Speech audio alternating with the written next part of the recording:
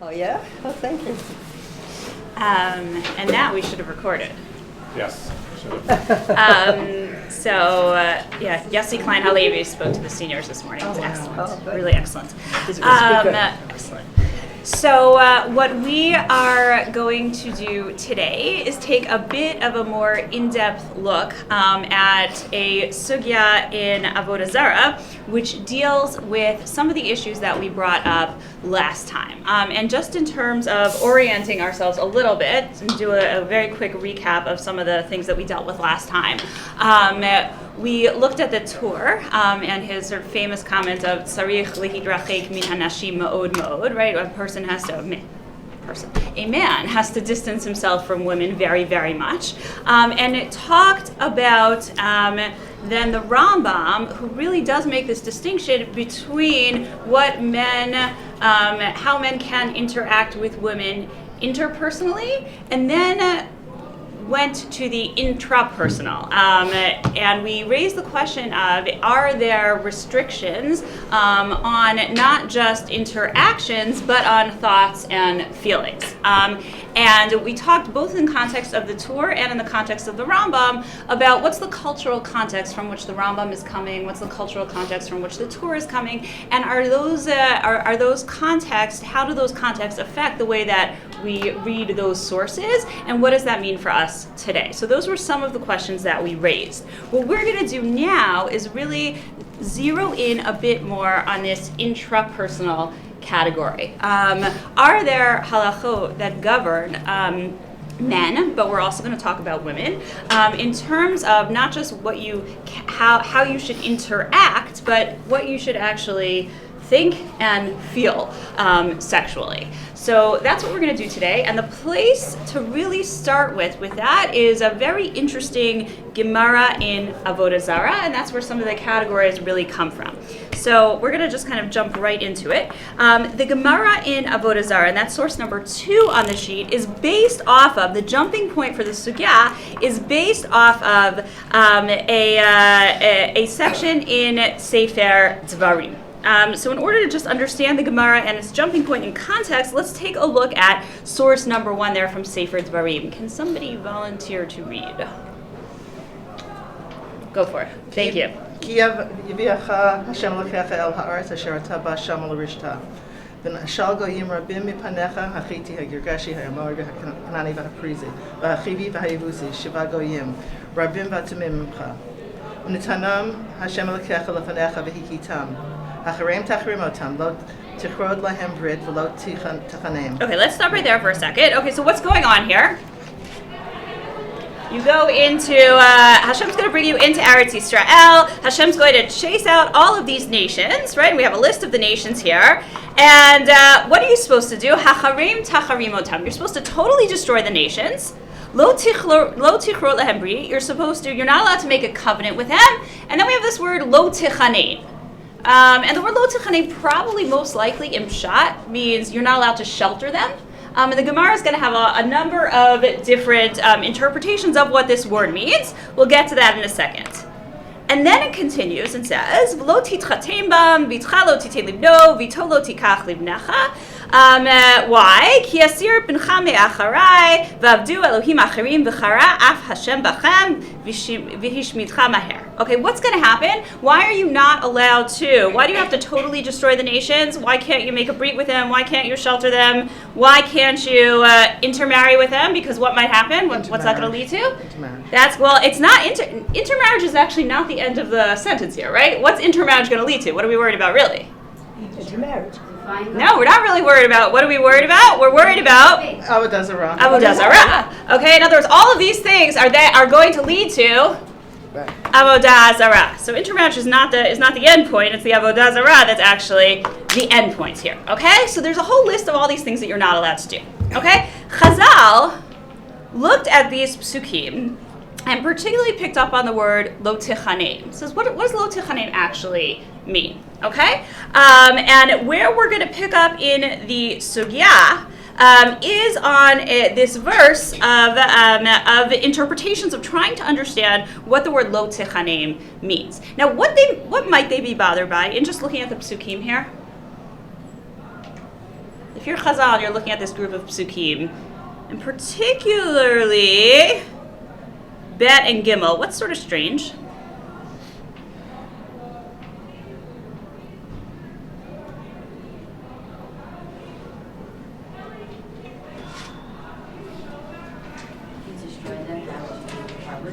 Yeah, okay, what does it say? It says, destroy them, right? And then it says all the things that you're supposed to do after, like, that you can't do or need to do after you destroy them. So you would actually think that if you says that you destroy them, then that's kind of the end, right? Like, why does it have to go into all this detail of all of these other things that you're supposed to do? Destroy them, okay? Don't make a brit with them. Don't harbor them. Don't shelter them, right? Don't marry them. So the interpretation of what are you actually supposed to do here is sort of interesting, and the psukim seem kind of repetitive. So they're trying to understand each of these injunctions as a totally separate injunction. What do each of these things actually mean? Okay? Somewhat of an aside. So let's get to the sugya. Here's the sugya in Avodah Zarah. Very important, by the way. We're in what masachet? Avodah Zarah. Okay, so just to that's the context from which we're talking, right? We're talking about things that Jews can or can't do in relation to idol worshippers. Davar acher. So the Gemara, after a couple of different explanations of what lo tichanem means, says the following: Lo titein lahem chen. Do not ascribe beauty to them. Who's the lahem? Here the lahem is Ovdei Avodah Zarah. Do not ascribe beauty to idol worshippers. Misai le Rav. Da'amar Rav. Asur la'adam she'omar kama na'a avodat kochavim zu. This supports the statement of Rav. What did Rav say? A man cannot say, how beautiful is this idol worshipping woman?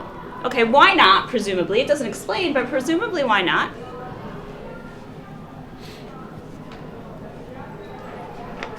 A man can't say, this idolatress is beautiful. Why not? So that he won't harbor her. He won't harbor her. Well, okay, which is then going to lead. What's going to lead if you compliment or if you notice the beauty of an idolatress? What's going to be the problem? You're going to go towards her instead of away from her. Exactly. Okay, that it's going to lead to avodah zarah. It's going to lead to intermarriage, which is then going to lead to mixed. I know. I was going to save the joke for later, but all right, I'll put it on the table right now.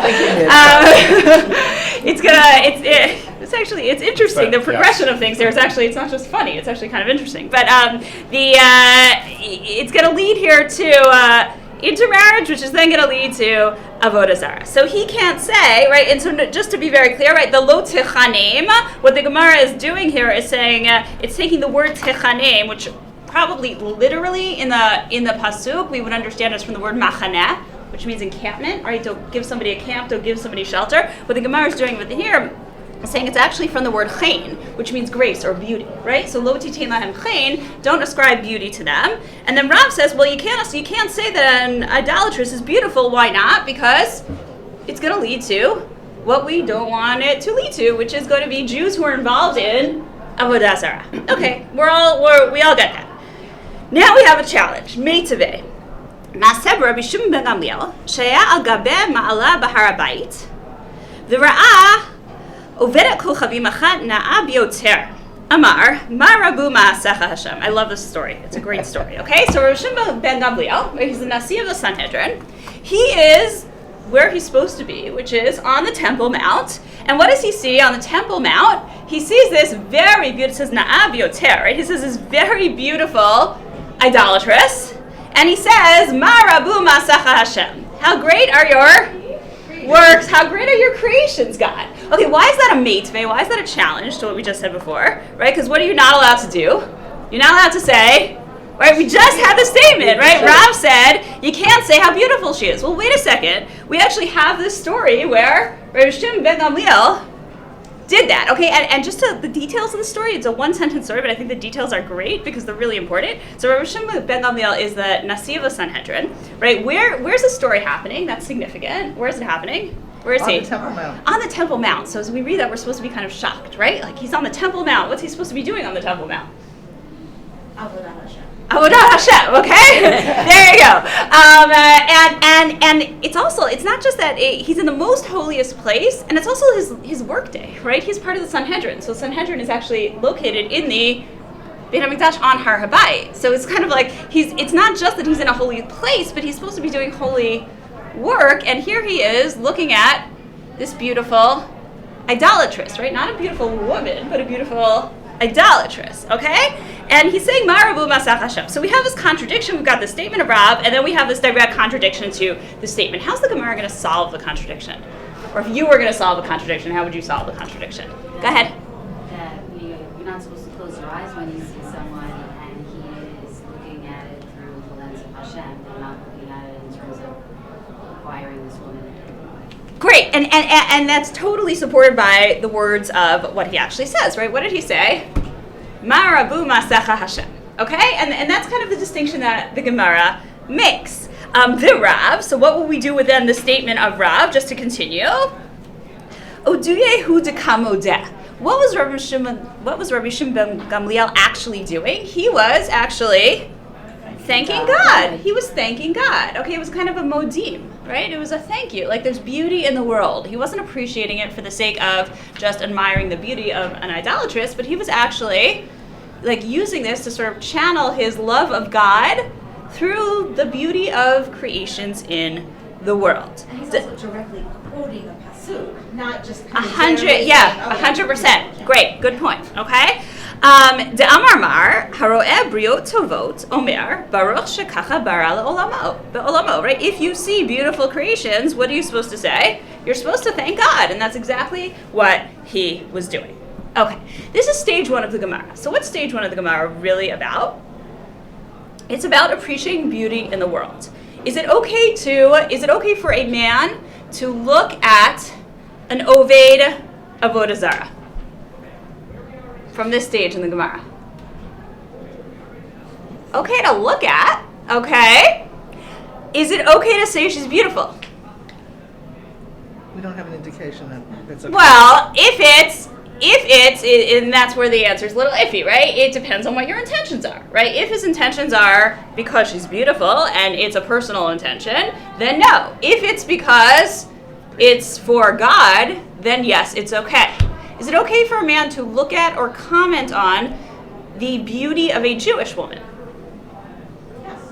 Yeah, we certainly haven't said anything that addresses that at all, okay? Stage one of this Gemara is really about appreciating the beauty in the world, and anything that's asur to look at or comment on, or really to comment on, not to look at, is because of a fear of avodah zarah, okay? It's not about sort of like personal sexual feelings. It's about a fear of where this might lead to, okay, in terms of avodah zarah. Questions? Yes? I have a question.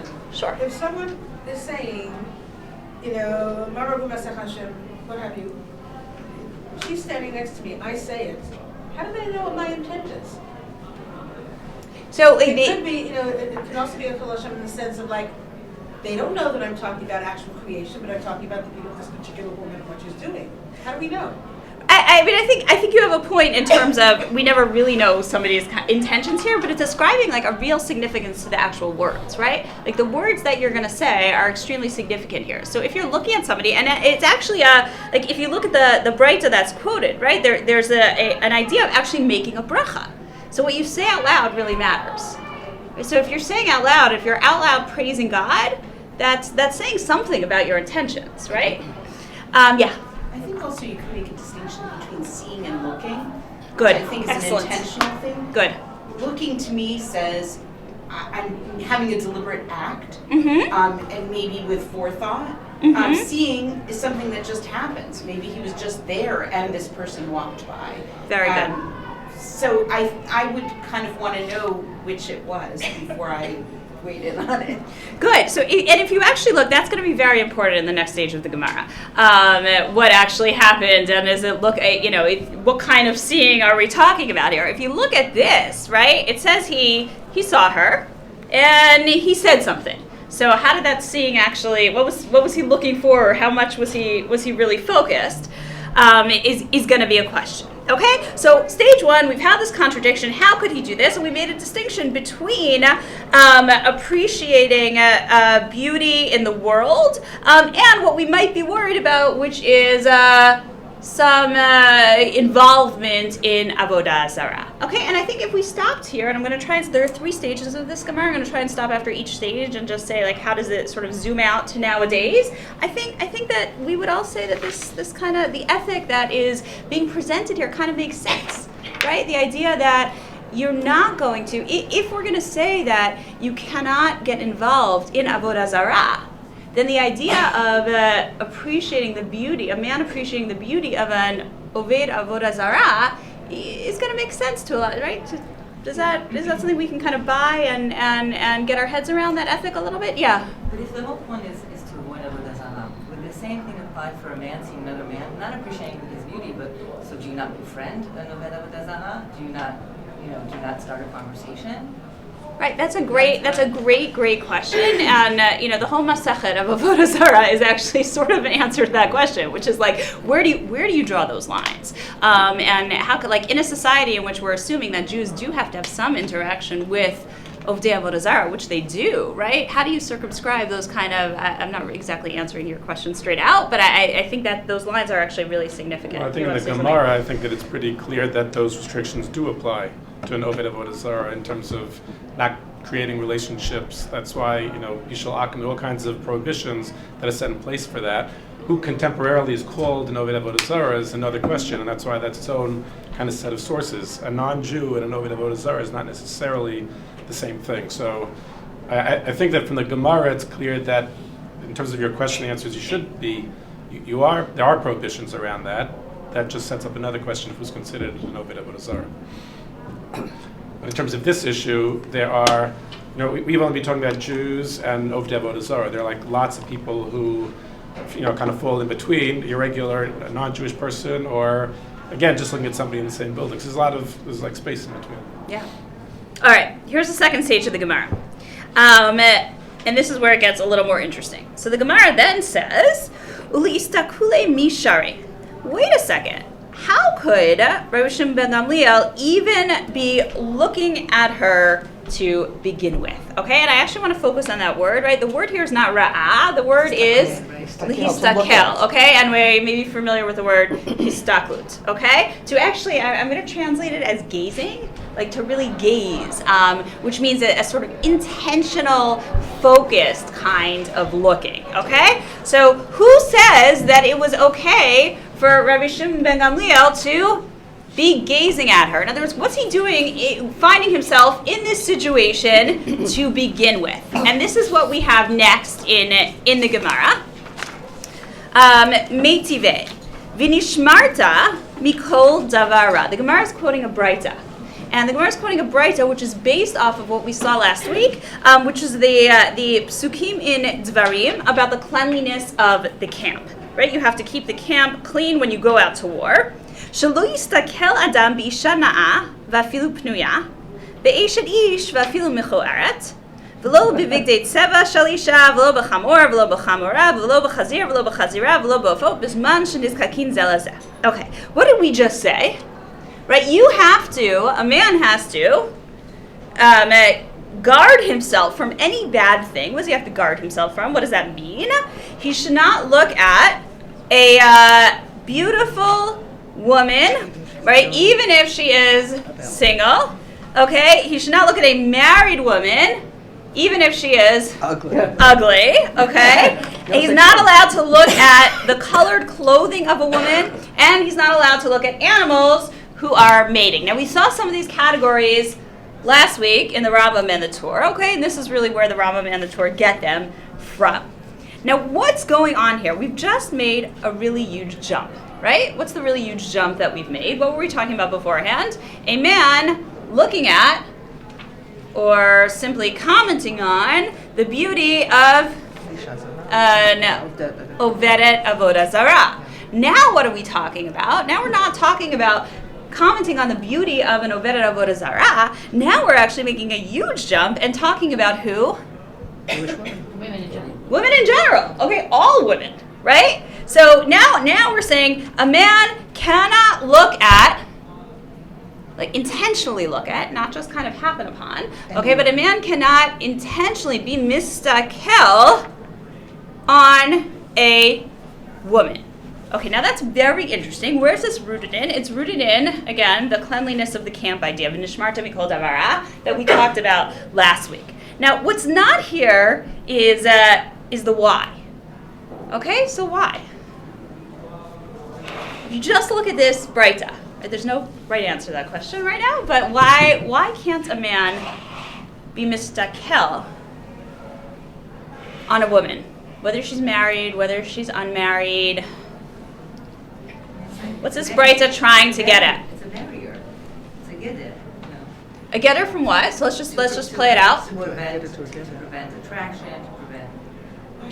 As my central teacher would say, you never know what it leads to. You never know what it leads to. So what are we worried about that's going to lead to? Let's like play it out really.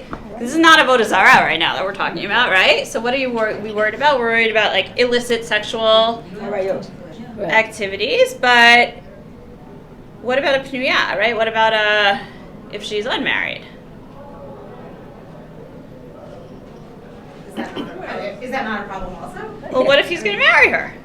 Okay, so what might be it's a possibility, but right, we could be worried about this is going to lead to something else, right? Now, if you think about the context of v'nishmarta mikol davara, right? What were we worried about in the camp? It said, I should have put the psukim back here on here again, but right, we were worried about, right? You have to make sure that no bad things happen in the camp, and it was kind of interesting because it has this preliminary phrase of v'nishmarta b'kol davara, right? You have to be careful that bad things don't happen, and then in the next couple of psukim it goes on to talk about seminal emission. Okay, so it is possible that what we're actually concerned about here is, reading it back into the context of v'nishmarta mikol davara, that what we're actually worried about is seminal emission, right? Like a man is going to like really gaze at a beautiful woman and possibly inadvertently, right? Even if we're not concerned about arayot, even if we're not concerned about it leading in a particular direction, it's possible that what we're worried about here is actually wasting of seed. Okay, so that's one direction that we could go here. Except for what's interesting is that it actually doesn't say that, right? It just says v'nishmarta mikol davara, and it doesn't give us a reason. Okay, so another possible read of this breita is really to say, well, maybe what this is trying to suggest is actually an internal ethic of histaklut. Now, what does that mean? Maybe a man is not supposed to gaze at a woman in a particular way because a man is not supposed to be like sort of overly involved in sexual thoughts in a particular way. And what that does, not just in terms of I'm worried about this leading, A leading to B, but because I'm worried about what the state of his mind is going to be like if he does this kind of deliberate gazing. Okay? Let's sit on that for a second. What do you think about that? Does that like sort of resonate for if we can do that and zoom out to our 21st century world? The idea that a man shouldn't gaze at women in that way. Yeah. Today, if you walk down the street, there are billboards of half-naked women, and there's just a very different level of exposure that everybody has on a daily basis. So I don't really know what it was like back then, but I'm assuming people were more covered, and there was something more, I think, sincere about the way people probably looked at each other. And unfortunately, we're like so many layers down from that I'm not sure that this really is pertinent to today in the same way. Or not in the same way, but maybe it's pertinent today, but it's a different kind of, like you would just draw the lines in a different kind of place, right? I mean, what you're really raising was a question we're going to deal with a little bit in one of the next two sessions, which is the question of how much does our cultural context dictate some of what these halachot are, right? How much does what you are used to actually dictate what is asur or mutar? Yeah. I think it maybe has to do with the intention. If your intention is holy, if you're going out on a shidduch and you want to get married, I mean, maybe you Good. would consider it okay to look at the person. And Right. if it's not The always, Gemara actually then says you have. We're going to images, take a look at that, but the Gemara and says you're- you have to. And you know Yeah. intellectually that it's not really holy what you're doing. Maybe you shouldn't. Yeah. Maybe. 100%. I think it's go ahead. Well, not to go very negative here, but I think it was Tova Hartman who once No, said, someone has to go negative. I was waiting for. Thank you. Hartman, anytime, happy to help. Yeah. Tova Hartman once said that halacha treats men as if every man is a rapist, like Yeah. a potential rapist. It's like, don't look, don't even think, because you are not going to be able to control yourself the second you Right. look at So it. on the It's one not hand, that you every man can- is a rapist, but that it's so concerned with the possibility of it that you.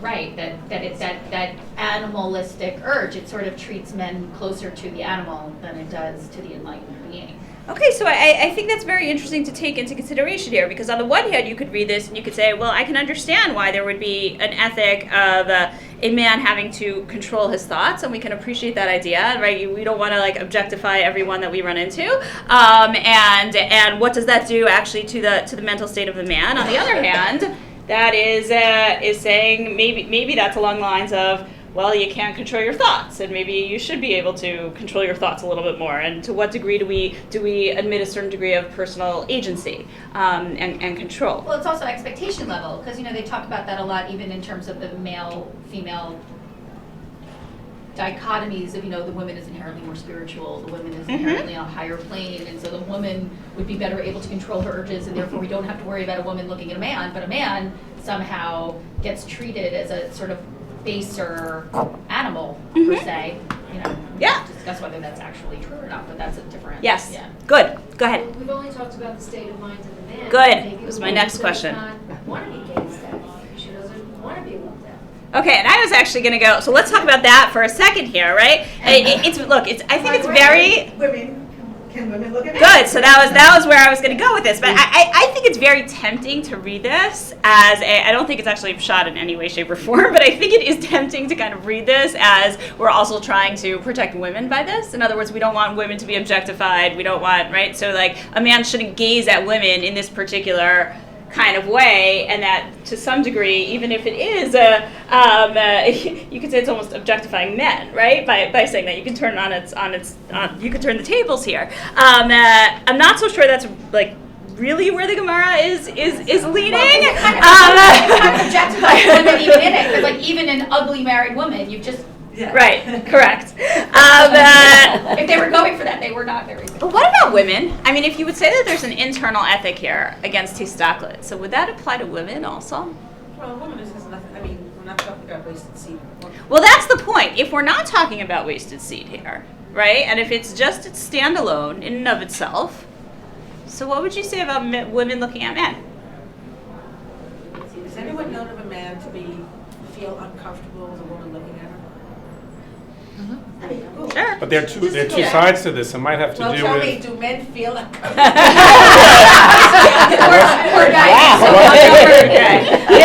This week you're not the only man in the room this week. I wasn't going He to has your answer. back, literally. I wasn't going to answer that question. I was only going to say that there are two. It's important to just keep in mind the difference, whether it's an issue because of the effect that it has on the person who's being gazed at. There's a separate issue of the effect that it has on the gazer. What kind of person do you become if you're focused on that sort of thing? So I think what Schlaff said is that it's not likely, although it's an interesting read, to say that their concern is with the object of the gazing, but more likely it's concerned with the gazer. And when it comes to the gazer, there's just there is a certain ethic. What kind of person do you become? Well, what you look at, what you focus on, changes the kind of person that you are. And that's perhaps the focus here. But just to take that to the next level then, what happens to the gazer when you monitor or raise the stakes of everything that they look at? Somebody who looks at a woman and just looks at a woman before this injunction is one thing, and somebody who looks at a woman after this injunction is something else entirely, because all of a sudden it becomes, don't look at that, which then becomes a much more titillating thing to look at just by virtue of the fact that you have removed the I possibility. just think you came a little late. Right? I Yes, think I'm you said the sorry. first part. I didn't. Yeah. If you want to just. I apologize.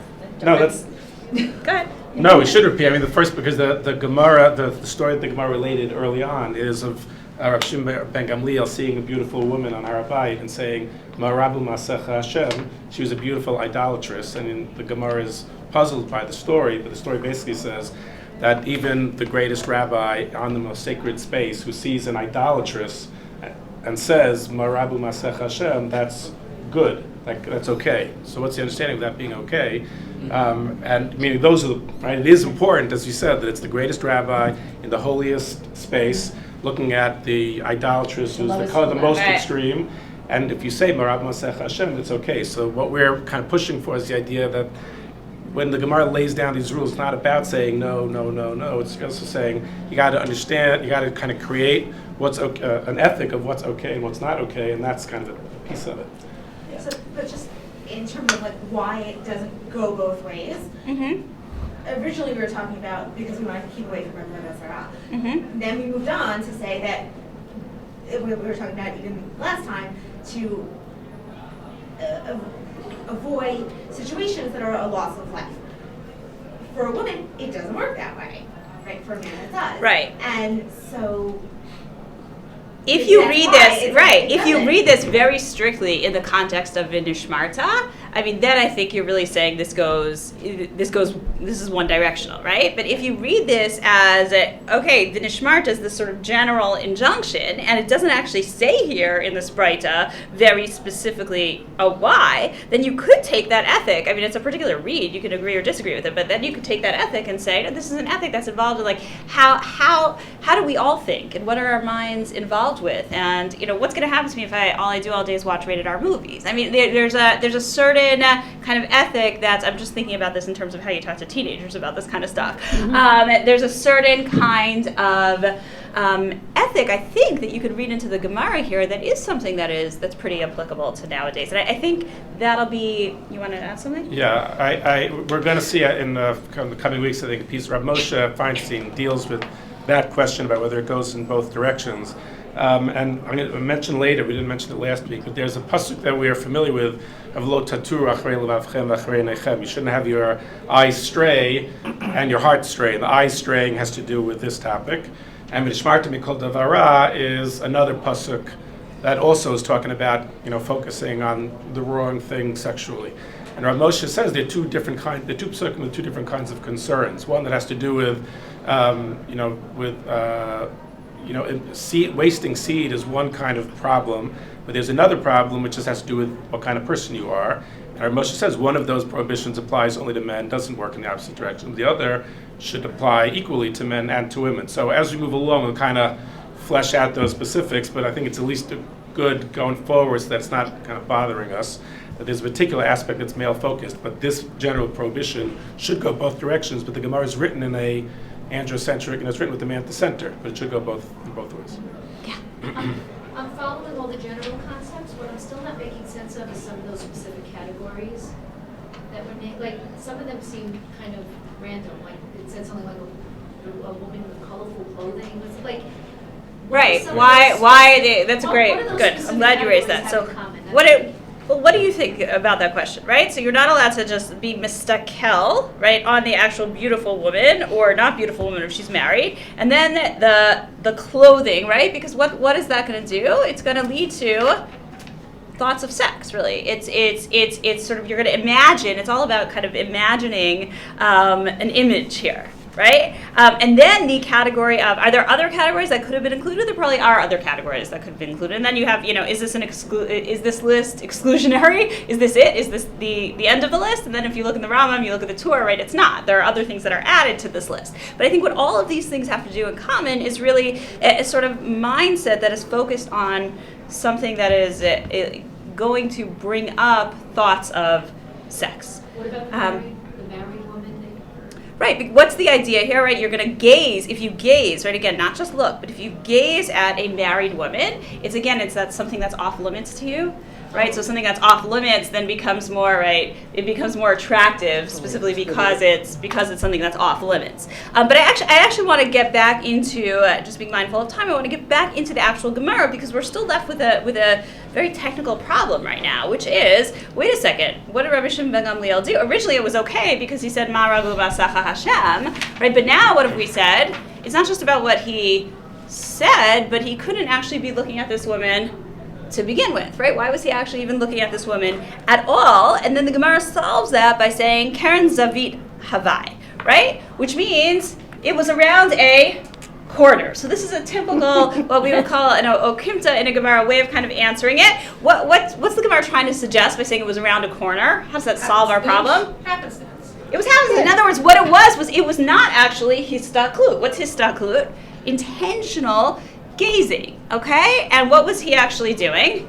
He couldn't help himself, right? She was turning the corner, or it was around a corner, so it wasn't intentional, or he couldn't see her well because it was around a corner, okay? When you think about him actually being on her habait and her being below, right, it kind of loses its practicality when you think about that, right? Because presumably he had a large vista that he could see. But you get where the Gemara is actually going with this, trying to solve the problem, right? How could Rabbi Shimon ben Gamliel do this? Well, if it's unintentional, that's actually not what we're talking about at all. We're talking about a totally different category, which is like really looking with a particular intent. That's the histaklut. Okay, and then here's stage 3 of the Gemara, and here's where it gets very interesting. The Gemara quotes another braita related to Vinishmarta, but this braita is actually quite different than the one that we just read. And the Gemara says the following: Tana Rabbanan. By the way, we're skipping pieces of this Gemara here. It's actually quite a long sugya in Avodah Zarah and has a number of different interesting things in between, including a digression about the Malach HaMavet. But we're trying to actually, you should read it at your leisure. We are trying to sort of focus on like what are the categories that are relevant for this discussion. I just don't want you to think this is, we cut and pasted a little bit here. So here's stage 3 of the Gemara. Tana Rabbanan.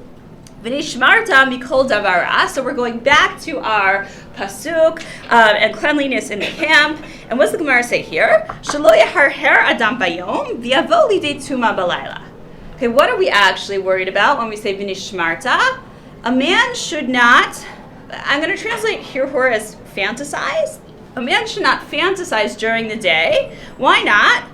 Because that will, and I'm going to add the word inadvertently, right, lead to Tuma Balayla, right? It's going to lead to a seminal emission at night.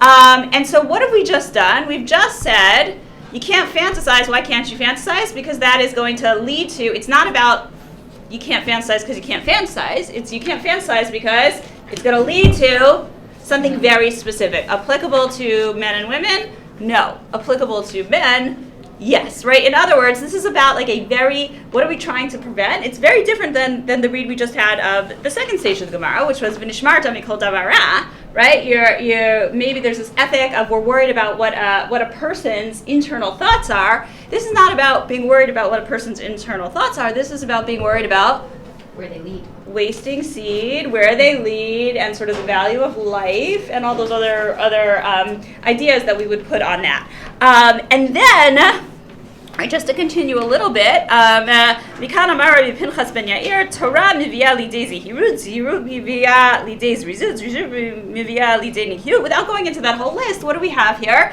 We have a list of Rabbi Pinchas ben Yair, basically saying like, how do you kind of keep yourself clean and pure, right? And the first one there is Torah, right? You like involve yourself in Torah. What's the way to not have these fantasies, to not have these thoughts? You involve yourself in Torah, and that leads to all these different things, including separation, including tahara. Okay, so we've now seen these 3 stages of this Gemara. The first was just really concerns with idolatry, okay? And then that expanded greatly to the idea of histaklut, which is not being allowed to intentionally gaze at women, possibly because we're worried about a person's, the gazer's internal thoughts. And then in stage 3, what do we have? In stage 3, we have the idea of hirhur, which is it's not really just the thoughts we're worried about, but it's where the thoughts actually lead to. Okay. What is really interesting about what the Gemara does with this is if we contrast, this is the Gemara in the Bavli. If we contrast it with the Yerushalmi, edited a couple hundred years earlier in Eretz Yisrael, has a parallel to our sugya in Avodah Zarah. I'm going to skip to source number 4 here, and looks a little bit different than the Bavli that we just read. So as we read through the Yerushalmi, which we're going to do relatively quickly, if you could just kind of note to yourselves and pay attention a little bit, what are the differences, what are the similarities, and what are the differences between the Bavli and the Yerushalmi? And the first thing I want you to notice is what Masechet are we in here? Okay, so whereas the Bavli was in Avodah Zarah, and it was in the context of a discussion of what you are and are not allowed to do with Ovdei Avodah Zarah, right now we're in Masechet Brachot. So we're actually in the context of talking about blessings and what blessings you make on things. So here we go. Source number 4. Haroeh ilanot na'im uvnei adam na'im omer baruch shekein bara briot na'o ba'olamo. Right? If you see beautiful trees or beautiful people, you're supposed to make a bracha, right? And that's, blessed be God who created these beautiful creations in God's world. Maseh Rabbi Gamliel, shera'a goya isha na'a uvirech aleha. Okay, so now we have the same story, except now it's his father. It's Rabbi Gamliel, not Rabbi Shimon Gamliel, but that's fine. He saw a beautiful non-Jew, and he made a bracha. Okay. Lo kein amar Rabbi Zera b'shem Rabbi Yossi bar Chanina Rabbi Ba Rabbi Chia b'shem Rabbi Yochanan lo tichanem lo titein lahen chen. So we have the same question. What's the question of the Gemara here? Wait a second. How could he? Well, the question is not actually. It's not about him looking at her. What's it about? He's not allowed to actually pay her a compliment. He's not allowed to say she's beautiful. And essentially, what did Rabbi Gamliel just do in this story? He just said that she's beautiful. But then the Gemara's going to say, well, he didn't exactly say she's beautiful. Ma'amar, avsakta lo amar. He didn't give her a compliment, okay? Meaning he didn't actually say, oh, you are to her face like you are a beautiful woman, right? What did he say? Ella shekach bara briot na'o ba'olamo. Who was he really paying the compliment to? He's paying the compliment to God. So until now, the sugya is sort of the same, okay? Not really. Well, good. What are we missing? What are we missing? The tone is completely different. Why is the tone different? It's much more casual. It's much more. It's not directed. No anxiety. There's no anxiety. Right. There's no anxiety. Yeah. Very well put. Right. Yeah, it is. And here, let's finish it, and then we'll take a sort of a larger look at what we're really missing here. Shekena afilu ra'a gamalna susna chamorna amar baruch shabara briot na'ot ba'olamo. Okay. So if you see any beautiful animals, you're supposed to say, thank God who created all these beautiful animals, okay? And then here we have a little bit of anxiety with the next question, but not a lot of anxiety, okay? Right. So here's where it's interesting. Zot darko shel Rabbi Gamliel histakel b'nashim. So what's the question that the Yerushalmi asked, which is the phraseology is totally different than the Bavli, right? What's the phraseology here? I'm sorry? Does he have a habit of Does Rabbi Gamliel have a habit of looking at women? And we have not the ra'ah, but mistakel, right? Does he have a habit of gazing at women? How's the question in the Bavli phrased?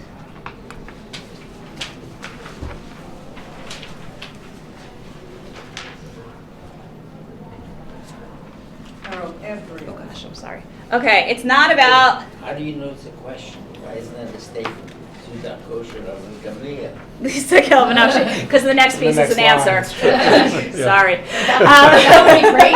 Okay, so Zodar Kal Rabbi Gamliel Yistakel B'Nashim. I got to finish this quickly. Right? Is this the way of Rabbi Gamliel to look at women? In the Bavli, it actually. What are we worried about? I'm sorry. In the Yerushalmi, we're worried about here's Rabbi Gamliel. We think of him as such a wonderful person, right? Why is he looking at women in this particular way? This is not about an injunction that applies to all humanity right now. Okay, what is this about? This is about Holy people. our high opinion of Rabbi Gamliel, and I wouldn't think that Rabbi Gamliel is someone who's going to do this, which is very different than the way the Bavli phrased it, right? Which was really, in the Bavli, about Lista Kule Mishare, right? Is it okay who allows people to look?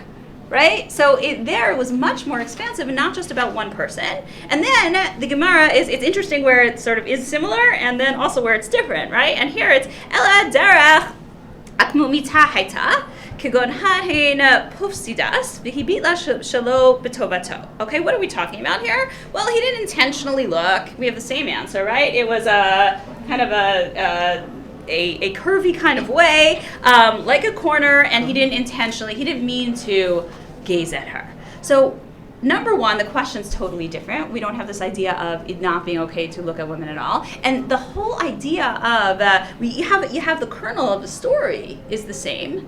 But what you're really left with in the Yerushalmi is this idea of you can praise beauty in the world if it's praising beauty in the world, even Ovdei Avodah Zarah, for God. We don't have any of the hirhur, we don't have any of the histaklut that we have in the Bavli, which raises a really interesting question, right? So here you have Yerushalmi, you have the kernel of this, and you don't have, were these ideas sort of developed later on?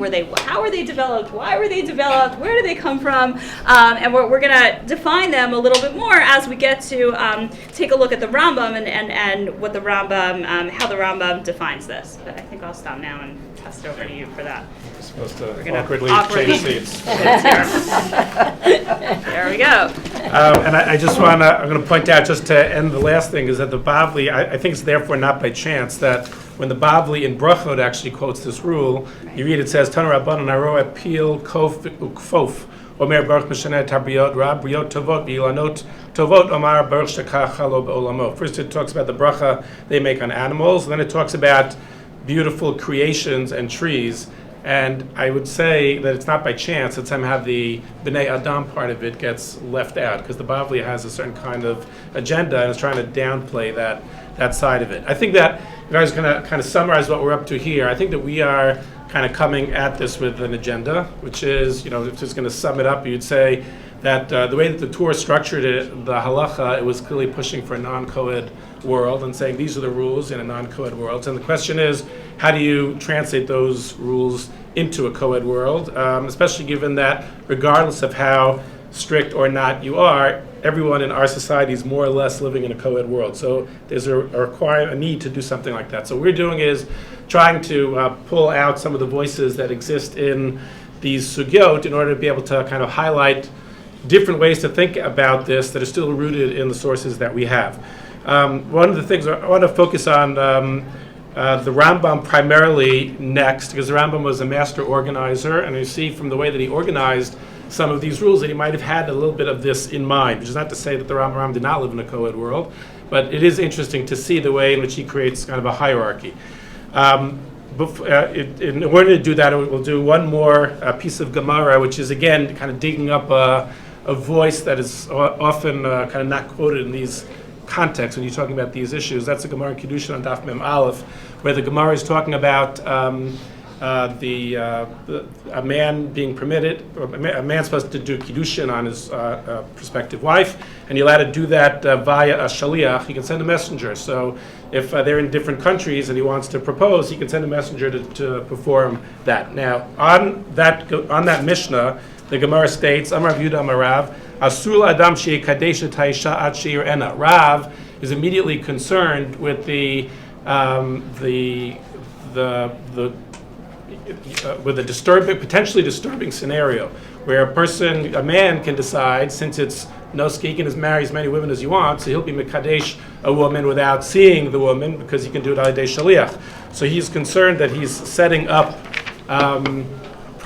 this would set up a problematic scenario. So Rav says he creates an isur on his own. He says a man is not permitted to mekadesh a woman until he sees her. Shema yer'eba davar migunev titkaneh alav.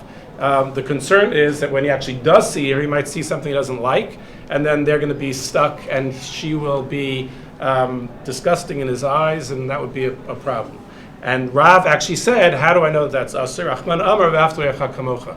That marrying someone without seeing the person, at least in the Gemara's context, is a violation of v'aftorecha kamocha. You're not allowed to do that. Now the Rambam in Sanhedrin there's a very long commentary on the Mishnah when they're talking about sexual sin, and it goes through all sorts of kind of, again, lays down the categories, And in that, he brings this Gemara, because what the Gemara says, it's like you actually see a Gemara that's saying, in order to marry someone, the man has to see the woman, and you can imagine that kind of raising, I thought men aren't supposed to look at women. What exactly does the Gemara mean when it says that a man has to see the woman before getting married? So the Rambam writes in Pirush HaMishnayot, number 7, Isha she'ena nesu'ah, mutar l'mi she'ena erva alav lehanot b'istaklut b'tzurata. This is a kind of remarkable formulation. He says, a single woman, a man is permitted to look at a single woman and derive benefit looking at her tzura as like a shape. Right, so I'm saying, it's like you're allowed to look at a woman, a man is allowed to look at a woman and say, and actually get hana from it. There's no prohibition, el b'derech hatzniut v'aprishut min hamutar, or motar, that it's not the greatest thing to do, and if you want to be more of a chassid, the more pious person, will try to stay away from that. Why? K'dei shelo yikashel be'isur. And then he says, because the more pious people find that to be abominable. You shouldn't be looking at, men shouldn't be looking at women. Despite the fact that it is permitted. The Rambam has said here that for a man to look at a woman who is not an erva, that means it's not going to lead, it's not eshes, not an adulterous relationship. He says it's mutter, except you have to be really careful about that. What does hana mean? What does hana mean? It means to appreciate the beauty of the woman. It's not like, I feel like you could imagine that when you say it's permitted, it means this kind of glance. You're not, and he's saying, first of all, if you want to take the word istaklut seriously, assuming that he means that word in a specific way, and saying that he can derive benefit, that means that I think that we often teach that for a person to look at somebody from the opposite sex, halacha and derive benefit from the beauty of the person, halacha would assume that that's prohibited. And the Rambam is saying that's actually not prohibited. It's prohibited in the context of arayot, but it's not prohibited in general. If we put that in together with the idea of making a bracha of Marab Masech Hashem, there seems to be a voice in the Gemara that says appreciating the beauty of somebody of the opposite gender is not prohibited, although you should be careful about it. There are other things around this that are prohibited, and so there's it opens up a little window, a little space to be able to think about this in a different kind of way. Why shouldn't you do this? The reason why it's not a good idea to do is because maybe that woman's also going to get married. If the woman becomes married and you have now established a relationship with her, then there's a real concern, because now you have the relationship that you built beforehand, but with a married woman. Now the Rambam actually takes that very seriously. Relationships, it's not kind of the panui and pnuya, the single man and woman is there's room to be permissible, but when it comes to the potential of an arayot, that's a real problem. And he quotes a pasuk. That's what the pasuk means. Brit karati le'enai uma'et bonena betula. I've set up a covenant to my eyes not to look at a betula, at a maiden. Meaning, that's a pasuk in Eov saying it's a bad idea to do that. Avalino usur, but that's not prohibited. There's no isur in that. And then he says, "Aval nistakel ba leidaim hifat mareh kedei sheisa ita or ota." If he wants to look at her and decide whether he is attracted to her for marriage, o mechueret b'tzurata v'lo yisa'ena, her is a chova. That's an obligation. V'atorah zirza al kach. Even the most pious people, when it comes to getting married, they're going to look at the person, the man will look at the woman and say, is this woman beautiful to me or not? So, what should I do? Yep. I'm going to try it. I'm going to kind of briefly, I think I'm going to skip number 8 for now. I'm going to go to number 9 and try to set up as follows. Number 9, we see that the Rambam is actually then very precise in terms of how he defines or lays out the categories in Mishnah Torah in terms of the prohibition. Because now what he says is, if you look at Halacha Aleph and number 9, Kol haba al erva min ha'arayot. Now that we have the knowledge that we have, so then we should look a little bit more carefully. It's what's the Rambam talking about here? What kind of relationship? This is a relationship of a man with someone who is considered an adulterous kind of relationship. So let's say a married woman. So kalabal ervam in ha'arayot derech evarim.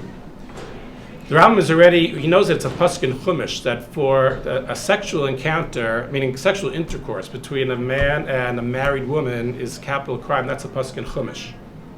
But there are other kinds of sexual encounters which are not written explicitly in Chumash. That's what this is. Kol haba el erva min harayot derech evarim. That means that they have some kind of sexual exchange, but it is not intercourse. O shechibek v'nashak derech ta'ava. He talks about hugging and kissing, and then he adds this on his own, derech ta'ava, which means with passion, with desire. There's a very important inference of that, meaning what's the prohibition that he's talking about? Contact between a man and an erva where there is hana'ah, because it's come from a desirous place, v'neheneh b'kiruv basar, and actually derives pleasure from the physical contact. Harei lokem min haTorah. That is a violation midoraita, shene'emar levilti asod b'chukot ha'toivot, v'ne'emar, and this we learned last week, lo tikrivu legalot erva. You're not allowed to not only violate the Isur Arayot, but you're not allowed to bring close the violation of Isur Arayot. Klomar, lo tikrivu ledvarim hamivim l'dei gilui erva. So the Rambam actually starts, if we know, because it's biblically prohibited to actually have sex with one of these prohibited relationships, the Rambam says there is a lo taseh, that's not capital, if you're doing something to actually bring that possibility closer. And that is particularly through an interaction that you get hana'ah from, and that's a violation of a lo taseh. Now he says, okay, there are a lot of sexual interactions that a person can have that are not sexual intercourse, and it's not some other kind of sexual activity, and it's not hugging, and it's not kissing. So what about that? With an erva, is that okay or not? So the Rambam says, he says, if you do one of the last things, then you're considered already, you're suspect. We don't know exactly where you stand. Now he lists a whole set of other things. Asura adam likrotz biyadav uberaglav or lirmoz be'enav la'achat min harayot. What are you not allowed to do, and to whom are you not allowed to do it? We're still in the same halach, same section. So we're talking about with an erva, and what's the action? Likrotz biyadav uberaglav or lirmoz be'enav has something, is winking, making a facial gesture, or something with your hands and feet, kicking somebody under the table. I don't know, some kind of footsie under the table. Thank you. Contact. Well, it can be a contact that is, if it's physical contact with where you're neheneh b'kiruv basar, that's an isur doraita. It can be such a thing as a physical contact which is not neheneh b'kiruv basar. Meaning there's something, but what are you doing with this? You're actually trying to engage the other person. And if we kind of keep in mind the difference between the interpersonal side, what we're talking about, and the intrapersonal side, the Rambam is very real here, talking about all the prohibitions when it comes to an interpersonal, trying to establish a relationship with another person, because you're going to derive pleasure from that relationship. Now, making facial gestures or physical gestures is not written in the Torah. It's not even lo tikravu, but it's still prohibited. Olis chokima, you're not allowed to be to joke around, or lakel rosh. Even to smell the perfume. Asur. If you read the Rambam carefully, most people read the Rambam and say, most people read this halach and say men are not permitted to look at women. But if you put the whole picture together, it's actually more complex than that. What's he actually talking about here? A man is not allowed to look consciously at the beauty of a woman who is an erva to him, because in the context of establishing that relationship, that's a problem, because we're afraid of what the next step is and what the next step is.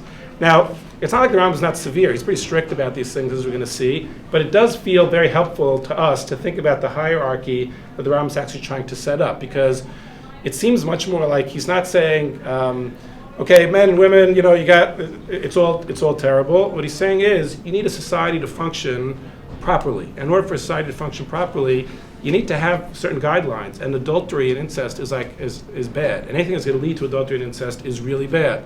And anything that's not even covered in the Torah that might lead to something that might lead to adultery and incest is also bad. And so you have to make sure that all those things don't happen. What does that mean for kind of single interactions?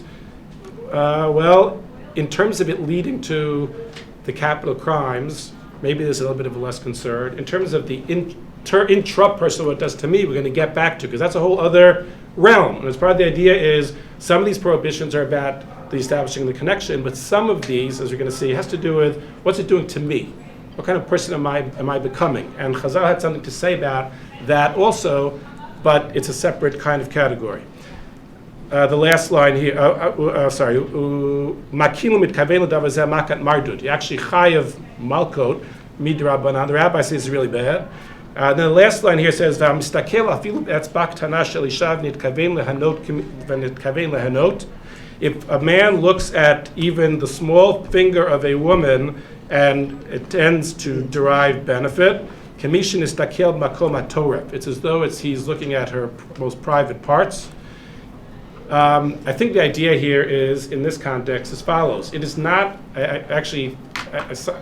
find it a little bit hard to explain it, and I hope it's going to kind of come through, but it's a very different quality when you're saying that looking at a woman at all is like looking at private parts, or as opposed to saying, if you're looking at somebody in order to kind of draw that kind of attraction, in order to establish your, and you in your head say, I'm not doing this, I'm only doing that, it says, it's like you're doing that, because you're a very short step from looking at a woman that's usher to you in order to derive benefit to actually doing something which is really problematic. Well, it's also clearly a woman you are already attracted to. You have something going on. You're right. speaking specifically, don't look at even the pinky of a woman who might lead you into. Exactly. That's why I think it's so important that it's in the context of the establishing relationship, establishing a connection with kind of prohibition.